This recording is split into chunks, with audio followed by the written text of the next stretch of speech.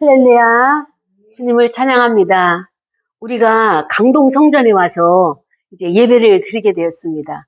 그동안에 인테리어를 하는 과정 가운데 하나님이 함께 하셨고 또 여러 가지 우여곡절이 참 많았어요.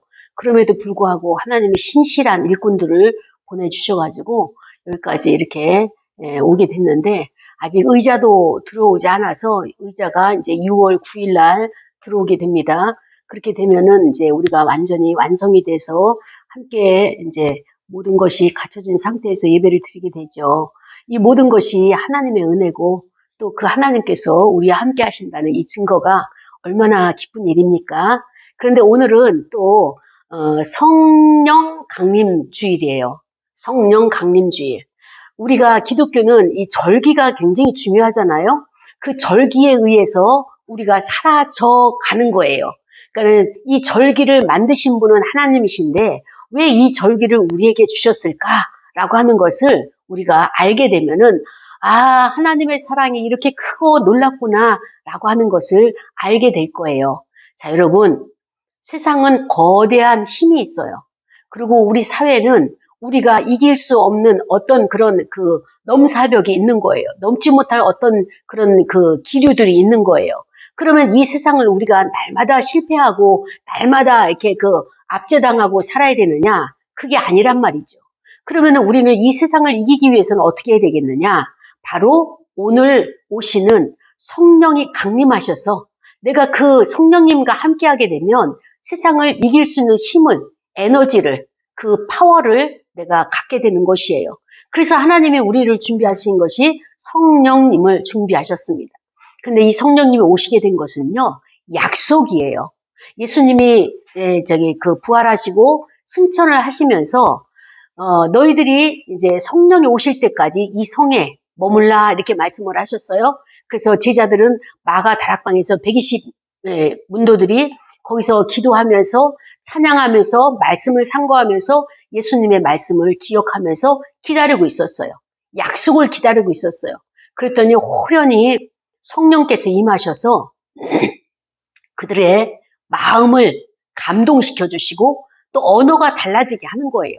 15개 나라의 언어로 할 수 있도록 각자의 언어가 달라지게 하시고 그 다음에 또 거기서 바람 같은 성령이 임해가지고 비둘기 같은 성령이 임해가지고 마음의 평안과 그 다음에 또 불안에 떨고 있고 두려움에 떨고 있는 그들에게 찾아오셔서 평안한 마음을 허락하신 거예요. 이 사회적인 배경은 어떤 것이냐?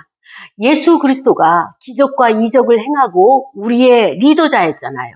제자들의 리더자였고 그를 따르는 모든 자들의 그 주권을 가지고 있는 왕이신 예수님이 어느 날 죽으시고 또 호련히 부활하셔서 승천을 하셨단 말이죠.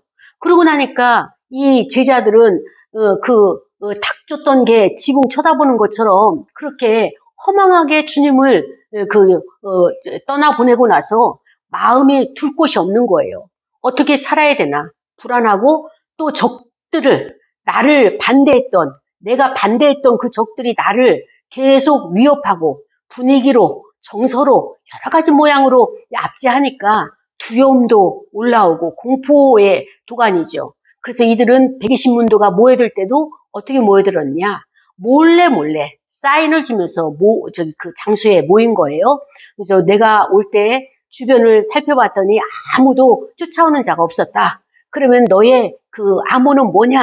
라고 하면서 서로가 이렇게 비밀스럽게 조심스럽게 그 마가의 다락방으로 모이기 시작을 했던 것입니다.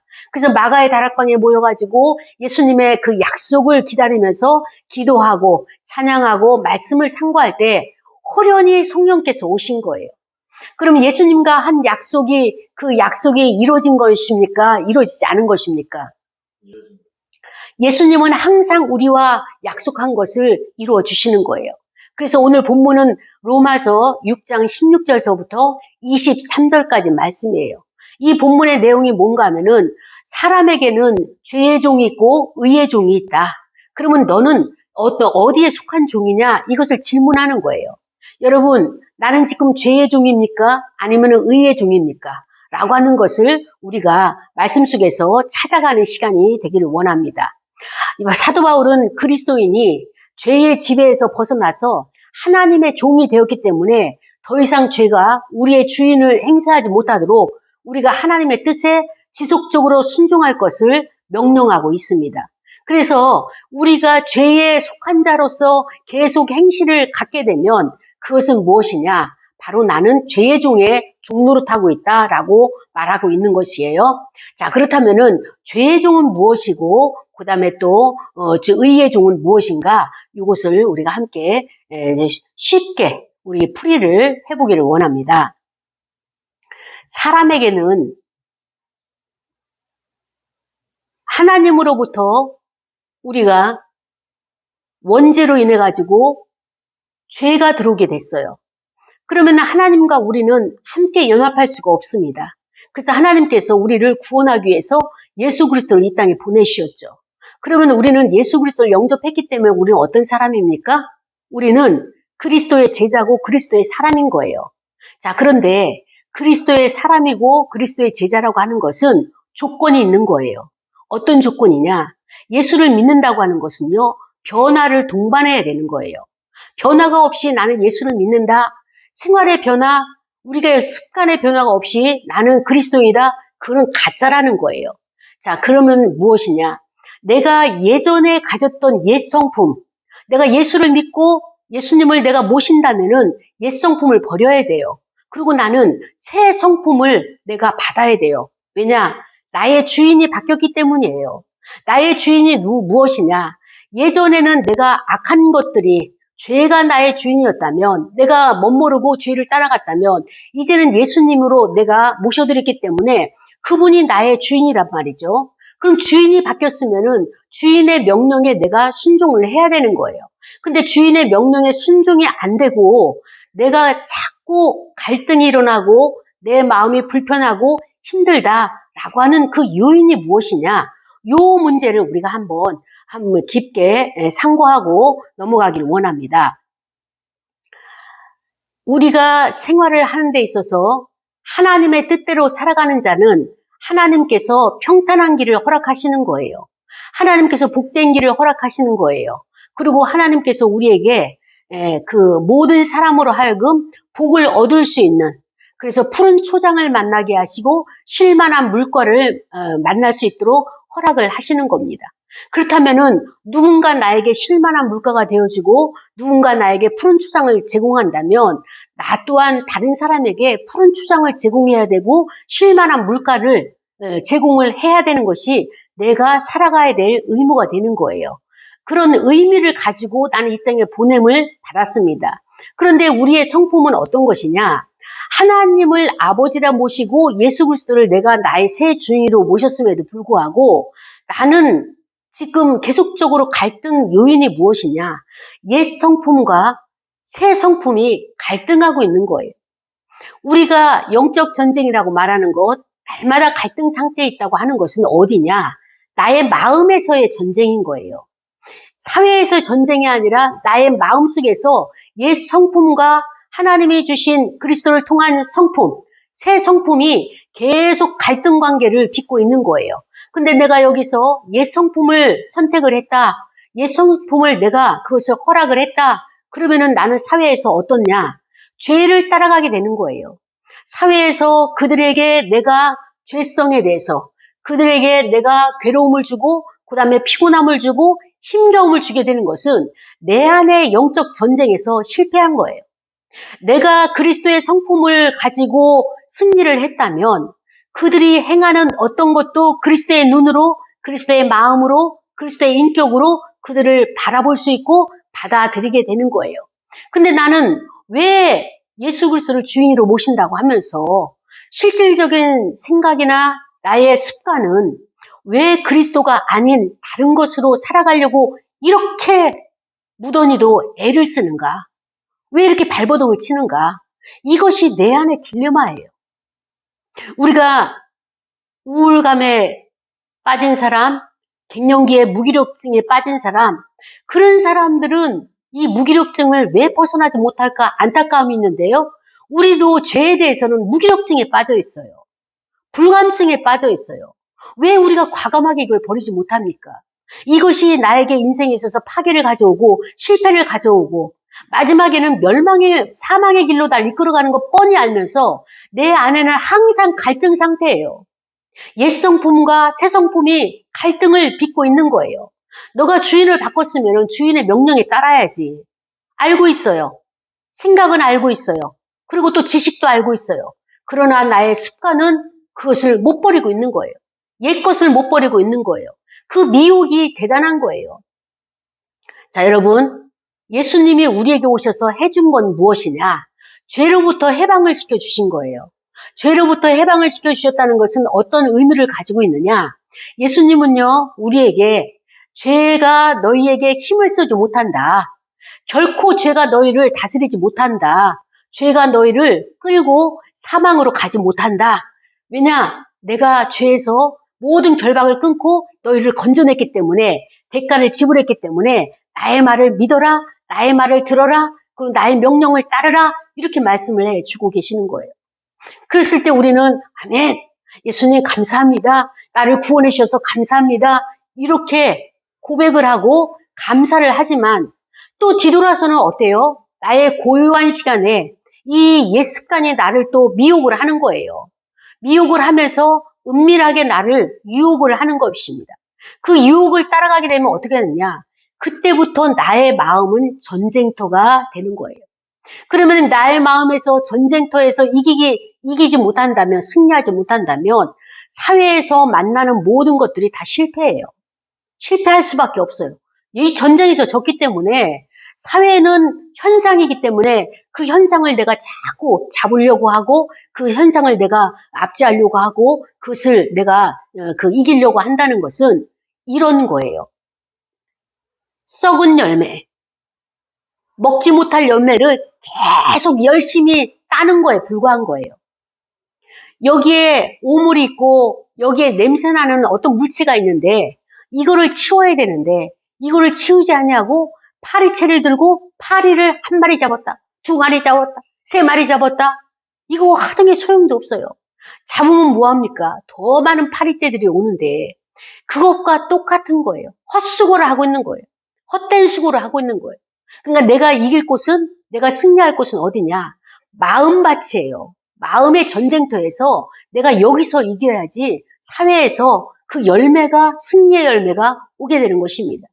만약에 이것을 이기지 못한다 하면 나는 계속 죄에게 내가 위협을 당하고 있어요. 죄는 우리를 어떻게 할 수 있는 능력이 있는 게 아니에요. 능력이 없어요. 근데 내가 스스로 죄를 크게 보는 거예요. 위협된 존재로 보는 거예요. 공포에 떠는 거예요. 저 죄가 나에게 벌을 줄 거야. 저 죄가 악한 것이 사망이 나에게 했고자 할 거야. 이것도 맞고 저것도 맞고 계속 맞게 할 거야. 라고 나 스스로가 이것을 두려움에, 그 다음에 또 불안에, 근심 걱정에, 그 다음에 염려에, 그리고 공포 속으로 나를 끌고 가는데 이것이 죄의 속성이란 말이죠. 우리는 거기서 자유해져야 돼요. 거기서 깨어나야 되는 거예요. 그것을 끌려가는 것은 내가 지금 죄에게 종노릇하고 있다라고 하는 것을 말하고 있는 것입니다. 예수님이 왜 자기 자신을 버리셨나요? 이렇게 인간이 살아가는 것이, 하나님의 창조물이 살아가는 것이, 하나님의 자녀들이 살아가는 것이 안타깝기 때문에 거기서 건져주기 위해서 예수님이 그 대가를 지불했는데 지불한 대가를 왜 잃어버리고 또다시 내가 대가를 지불하려고 그렇게 끌려가는 것입니까? 우리는 정신을 차려야 돼요. 죄는 더 이상 나를 해할 수가 없는 거예요. 예수님이 나를 보호하고 계시기 때문에, 예수님이 나와 함께 하시기 때문에 죄가 나를 공격할 수가 없는 것입니다. 근데 내가 죄가 나를 공격할 거야, 안 좋은 일이 있을 거야, 그 다음에 저들이 나에게 힘들게 할 거야, 저들의 무리가 더 커 보여, 스스로가 그것을 만들어내는 거예요. 스스로가. 그렇다면 나는 왜 그런 요소를 만들어내느냐? 나의 옛 성품이 아직도 사람이 아니라 하나님을 의지하지 않고 사람에게 그 성품된 것이 과거의 경험을 가지고 와서 이렇게 됐잖아, 예전에도 그랬잖아 라고 떠나보내지 않은 그 잔재들이 나를 위협하고 있는 거예요. 그래서 내 성품을 내가 발견해내야 되는 거예요. 하나님의 말씀은 살아있어요. 하나님과 나 사이는 완벽한 관계가 이루어졌어요. 천국 가는 그날까지 하나님은 회전하는 그림자도 없고 나를 버리지 아니하셔요. 그 하나님이 나를 징벌하거나 나에게 어떤 가해를 하거나 나를 어렵게 하는 것 아니에요. 내가 스스로가 그렇게 생각하는 것이지 하나님을 사랑의 하나님이시라서 기다려주시고 또다시 기회를 주시고 그렇게 우리를 세워가시는 하나님이시죠. 그런데 우리는 하나님에 대해서 왜곡된 성품을 가지고 있어요. 어떤 생각을 가지고 있느냐? 아버지가 나에게 했던 것, 어머니가 나에게 했던 것을 떠올리면서 그 권위들이 나에게 했던 것을 떠올리면서 하나님도 나에게 이런 내가 행동을 했기 때문에 나를 버리실 거야.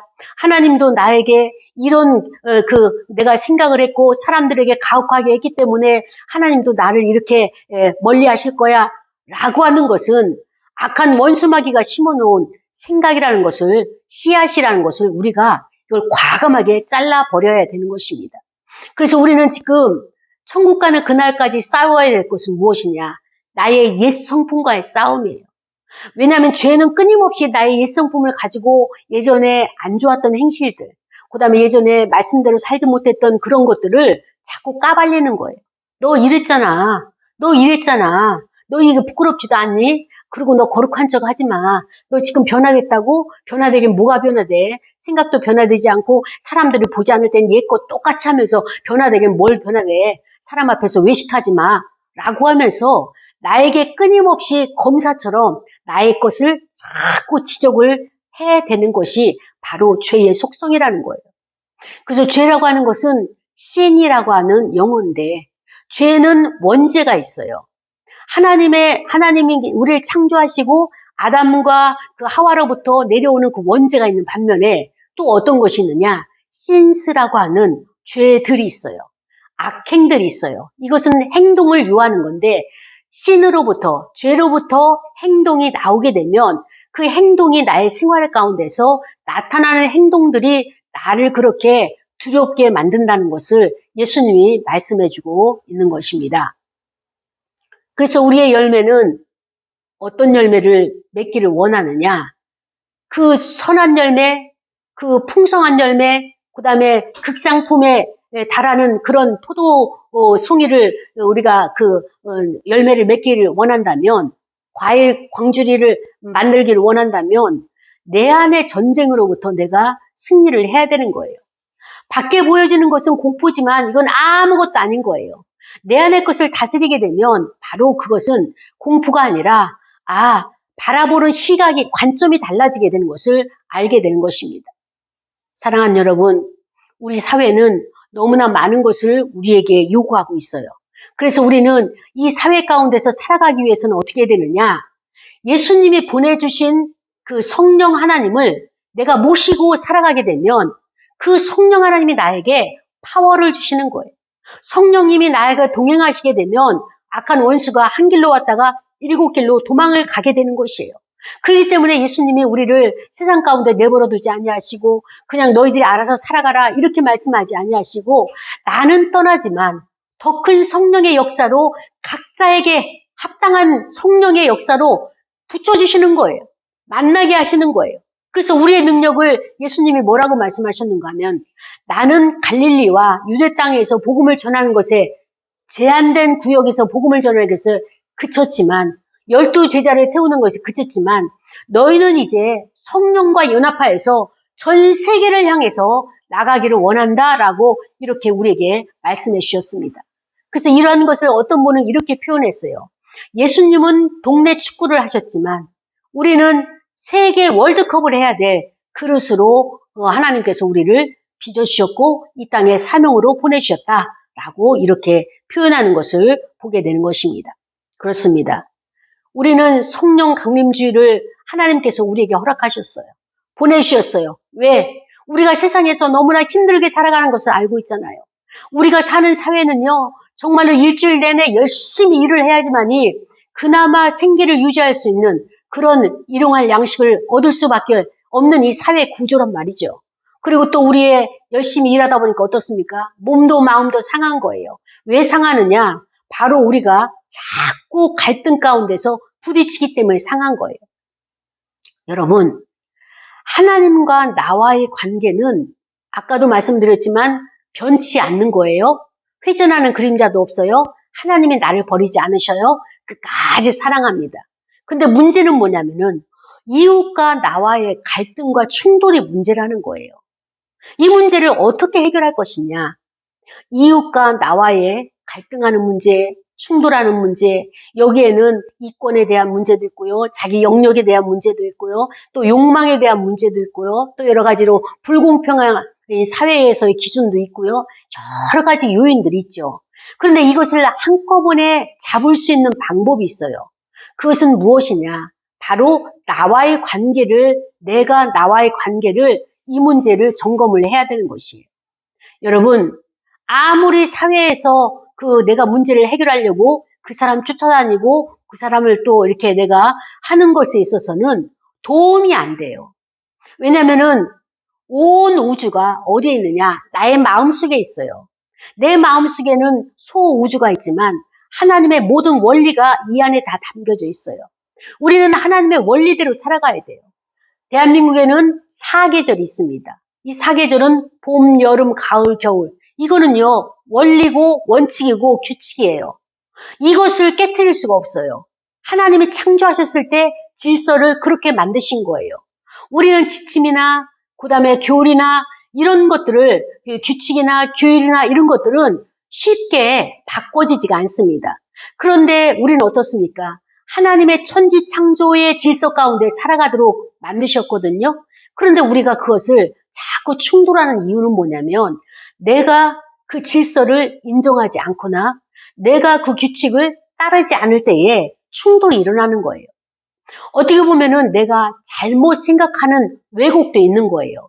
이렇게 하면은 결론이 빨리 날 것 같아서 이렇게 했는데 점점 일이 꼬여지는 거예요. 하나님의 창조의 질서는요, 단순해요. 하나님의 창조의 질서는요, 아주 쉬워요. 근데 쉽게 우리가 이것을 단순하게 하게 되면 우리의 인생의 문제는요, 쉽게 풀리는 것이고 쉽게 형통하게 나가는 거예요. 그런데 내가 다른 사람에게 끊임없이 검사처럼 체크하고 경찰처럼 그를 갖다 추궁하고 끌어내고 하게 되면은 그것이 나의 발목을 잡는 거예요. 자, 보세요. 다른 사람과의 관계가 틀어지게 되면은요, 첫 번째 나와의 관계에서 틀어지고 다른 사람에게 가는 거예요. 나를 자꾸 검사처럼 나를 벽에 몰아붙이고 벼랑 끝으로 나를 밀어내서 그래, 너는 이것도 부족하지, 또 너는 돈도 없지, 또 너는 이렇게 관계도 안 좋지, 자꾸 나에게 그런 말을 하게 되면 나는 설 곳이 없는 거예요. 그래서 우리가 감사일기를 쓰고 있어요. 그 감사일기는 하루 중에 내가 그 여러 가지 사건이 있지만 그 중에 감사할 것이 무엇이냐. 내가 나를 성찰하지 않고는 감사거리를 내가 찾지 않고는 나는 살 수가 없는 거예요. 숨을 쉴 수가 없는 거예요. 숨을 쉴 수 없는 환경을 만들어 놓고 내가 잘 되길 바란다고요? 첫 번째 우선순위부터 바꿔야 되는 거예요. 첫 번째 우선순위를 내가 제공하지 않고 환경을 제공하지 않고 나보고 다른 사람보다도 앞서가라고요? 너무 나를 몰아붙이는 거예요. 내가 나를 몰아붙이게 되면 이건 또 다른 사람에게도 몰아붙이는 것으로 나타나게 되는 것입니다. 사랑하는 여러분, 나는 나를 어떻게 대해주고 있는가? 관계가 중요해요. 이것을 알기 위해서는 지금 현재 내가 이웃과의 관계가 어떻게 되어져 있는가? 모두가 사랑이고 모두가 우애고 모두에게 덕을 세우는 관계인가? 아니면 자꾸 부딪힘이 있고 자꾸 싸움이 있고 또 자꾸 트러블이 있고 그다음에 자꾸 고소권이 생기고 그렇다면 나는 내가 나를 자꾸 고소하는 거예요. 하나님께 나 자신을 고소하는 거예요. 그리고 하나님께 나에게 내가 이런 것이 있어서 불만입니다. 환경 조건이 맞지 않기 때문에 불평입니다. 라고 하면서 내가 나와의 관계가 화해가 되어지지 않았습니다. 왜냐면은 나는 나를 부끄러워하고 있어요. 나는 나를 지금 쉼을 줘야 되는데 쉼을 주지 않냐고 계속 몰아붙이고 있어요. 그리고 더 더더욱 압박하고 더 뛰어야 돼, 더 벌어야 돼, 더 많은 사람 만나야 돼 라고 하면서 하나님의 성전인 나의 몸을 관리하지 아니하고 계속 피곤으로 압박하고 그 다음에 몸이 지쳐서 나가 떨어지도록 그렇게까지 나를 학대하고 있는 이 모습이 바로 우리의 모습은 아닙니까? 다른 사람을 대하는 모습을 보면요, 내가 나를 어떻게 대하고 있는지가 보여지는 거울이에요. 나는 그 사람만 집중하고 집착을 하고 그 사람의 부족한 것을 채워주려고 그에게 지적을 한다고 말을 하지만요, 사실은 자기 자신에게도 그렇게 계속 지적질을 하고 있는 것입니다. 이런 지적질은 나를 세울 수가 없어요. 다른 사람도 세울 수가 없어요. 우리는 어떤 관계이지만이 세울 수 있느냐? 무조건 수용해주고 무조건 지지해주고 기다려주는 거예요. 격려해주는 거예요. 그러면 어느 날 싹이 올라오듯이 그의 성품이나 그의 말이나 분위기가 달라지는 겁니다. 우리가 할 수 있는 것은 분위기 조성이에요. 어디를 가든지 여기 공동체가 잘 살 수 있도록, 어디를 가든지 그들이 평안함을 누릴 수 있도록, 사람의 감정은 그냥 다 통하는 겁니다. 겉으로 웃고 있고 겉으로 괜찮은 것처럼 표현을 해도 마음이 지옥이면은 그 지옥이 흘러가는 거예요. 금방 알아차리는 거예요. 그리고 몇 초, 몇 분이 못 되어서 벌써 내 안에 지옥이 딱 불거져 나오기 시작을 합니다. 그러면 사람들이 처음에는 이렇게 그 사람에게 호감을 가고 기대를 했다가 몇 번 그것이 반복이 되다 보면 그 다음부터는 아이의 마음의 문을 닫아버리는 것이 바로 인간들이죠. 그래서 우리는 하나님이 주신 이 기회를 잘 활용할 때까지 잘 우리가 이렇게 나가야 되는 것입니다. 이 원리를 아무리 강조해도 이게 모자라지가 않아요. 왜냐면은 우리는 하나님의 말씀은 진리의 말씀이고요. 변치 않는 말씀이고 우리에게 그 말씀을 주셨어요. 근데 우리가 그것을 못 받아 먹고 있어요. 못 받아 먹고 있는 그 원인을 봤더니 내 마음밭이 지금 잘못 기경돼 있어요. 그 마음밭을 내가 기경을 잘하고 나의 견고한 이런 진들과 그다음에 또 그 바위돌 같은 아직도 깨지지 않는 그런 강한 자아들이 어때요? 하나님의 말씀 앞에 순종하도록, 하나님의 그 주권 아래 순복하도록 내가 그것을 이끌어 가야 되는데 자꾸 나의 강한 자라고 부정적으로 나를 밀어내고 있는데, 밀어내는 것이 아니라 너도 순복하여서 하나님의 주권에 순종해라. 그렇게 우리가 그거를 이끌어 가줘야 되는 거예요. 너는 부정적인 것인가? 안 돼. 부정적인 것이 아니에요. 부정적인 것도 에너지예요. 그것도 능력이에요. 그래서 그것을 우리가 긍정적인 에너지로, 성령의 능력으로 그것을 변화시켜서 활용해야 될 하나님이 주신 복이란 말이죠. 그렇습니다. 우리에게는 죄의 종이 있고요. 우리에게는 의의 종이 있어요. 그런데 이 판결을 내 마음속에 죄의 종이 되느냐, 의의 종이 되느냐, 두 가지 상태를 판결할 수 있는 길이 있는데 그 길이 무엇이냐? 순종이에요. 여러분, 순종하면 우리는 어때요? 어감이 굉장히 좋은 어감이잖아요. 그렇죠? 근데 악에게 순종하면 어떻게 되는 겁니까? 죄의 종이 되는 거예요. 이거는 하나님께 순종하고 하나님의 말씀에 순종하고 새 성품, 새 인격, 예수님의 인격에 순종하게 되면 나는 얼마나 행복한 생활을 하겠습니까? 그런데 하나님께 순종이 안 되고 악과 세상과 풍습과 그다음에 이 사회의 가치에 순종하게 되면 그때부터 나는 어떤 사람이냐? 괴로움의 지옥 생활을 하게 되는 것입니다. 우리는 기본적으로 가장 큰 것이 무엇이냐? 욕망이에요. 욕망을 버리지 않는 한, 욕망을 내가 선택하잖아요. 내가 욕망을 선택하는 게 순종이잖아요. 그때부터 나는 기쁨이 사라진 거예요. 감사가 사라지는 거예요. 왜냐하면 비교가 그때부터 오기 시작해요.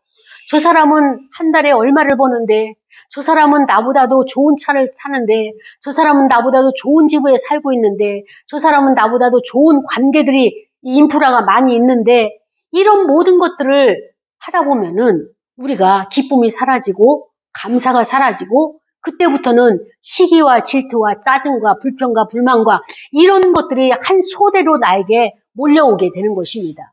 그래서 우리는 가장 중요한 것이 무엇이냐? 내가 어디에 지금 순종하고 있느냐? 이거를 먼저 분별을 해야 돼요. 분석을 해야 돼요. 하나님의 말씀에 순종하고 있느냐? 하나님의 말씀인 것처럼 예배 드릴 땐 그러고, 그 다음에 교회 와서는 그러고, 저 문을 나가서 세상으로 나가게 되면 세상의 가치와 세상의 잣대를 가지고 그거에 또 열의를 내고 열심히 달려가서 앞장서서 하려고 한다면 그때 나는 또 기쁨을 잃어버리게 되고 생명을 잃어버리게 되고 삶의 의미를 잃어버리게 되는 것입니다. 지난주에 어떤 분이 글을 썼는데 이런 글을 썼어요.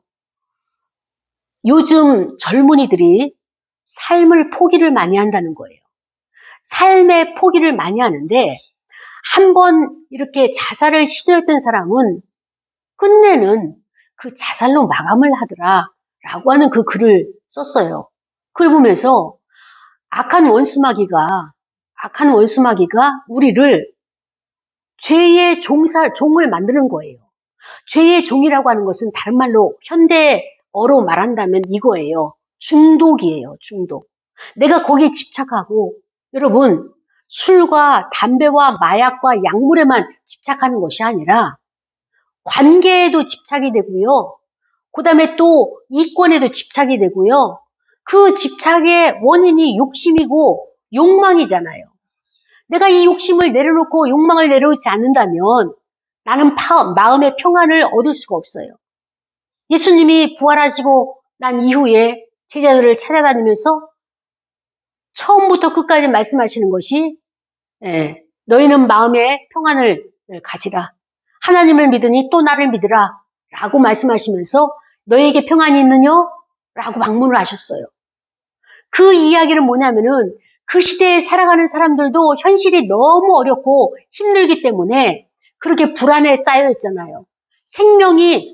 이 생명이 왔다 갔다 하는 그 로마 압제에서 살아가는 그들, 더군다나 자기들의 동료인 유대인들이 예수님을 죽였다는 이 현실 앞에서 이분들은 너무나 당혹감이 커가지고 멘붕이 온 이런 시대를 살아가고 있잖아요. 오늘날도 마찬가지예요.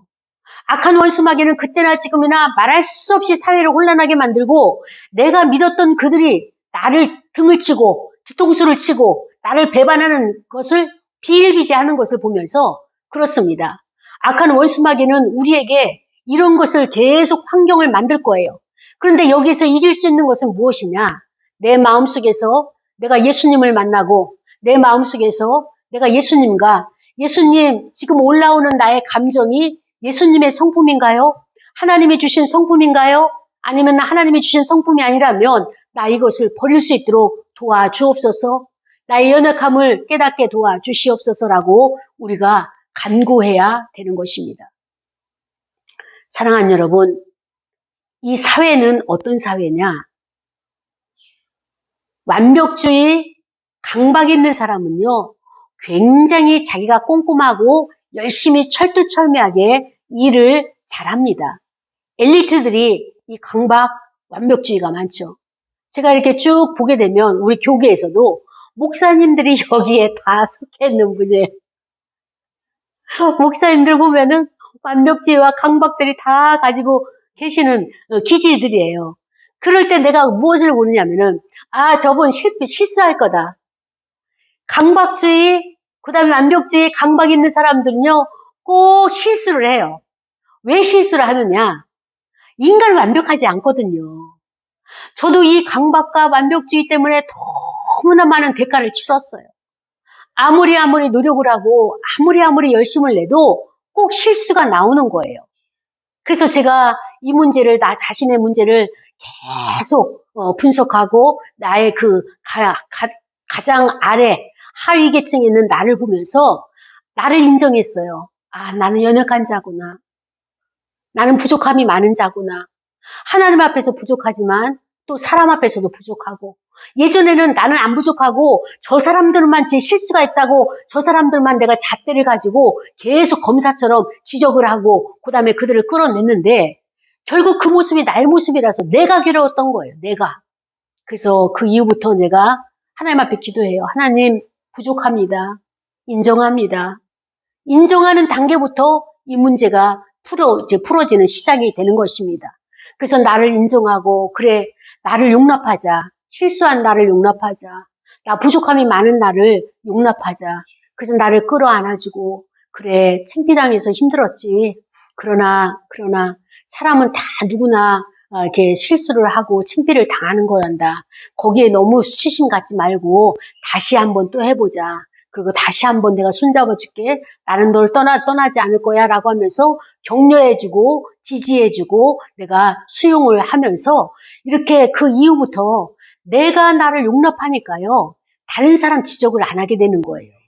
다른 사람의 실수가 있어도 용납이 되고 기다려주게 되는 거예요. 그러다 보니까 우리의 관계는 어떤 관계냐? 시너지 관계예요. 홀로 관계가 아니라 시너지의 관계예요. 우리는 나와 나 사이에 홀로라면은 힘이 약해요. 미약해요. 그러나 한 사람 있고 또 한 사람 있다면 한 사람은 100을 쫓고 둘이 만을 쫓는다고 이사야에서 말씀하신 것처럼 우리가 둘이 돼서 만을 쫓게 되면요 시너지 효과는 엄청난 역사가 일어나게 되는 거예요.